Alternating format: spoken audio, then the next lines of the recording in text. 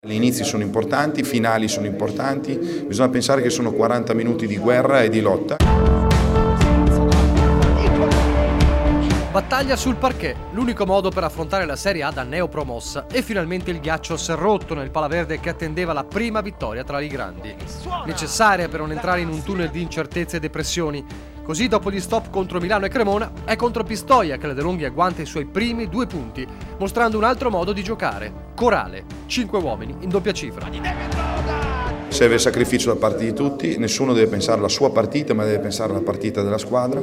È quello che abbiamo fatto praticamente sempre. Ho detto che mi è piaciuto molto la gestione dell'ultimo minuto della partita, perché sulle differenze noi faranno la chiave della nostra stagione. Treviso aggressiva fin dal primo quarto, chiuso tenendo Pistoia soli 9 punti, mentre gli scudieri di Menetti organizzano il gioco e piazzano i canestri giusti, con un Logan top scorer, certo, ma l'idea è che un vero MVP della gara non ci sia davvero, se non la squadra stessa, grazie alle giocate di Parks, Fotu e Nikolic.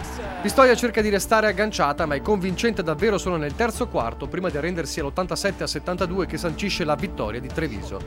Meno rimbalzi degli avversari, ma più palle recuperate e assist. Questa concentrazione servirà per affrontare le prossime 2 gare, che definire sentite è poco. Fra 2 turni i cugini della Reyer Venezia, ma prima la Fortitudo Bologna, l'avversario con la A maiuscola. È evidente che è un ambiente che la sente molto, ma noi un po' dobbiamo trattarla con grande freddezza. Queste qua non ci sono partite che per noi non sono importanti. La seconda, la terza, la quarta, andiamo fino alla 32, dalla prima alla 32 non ci sono partite che per noi non significano tanto.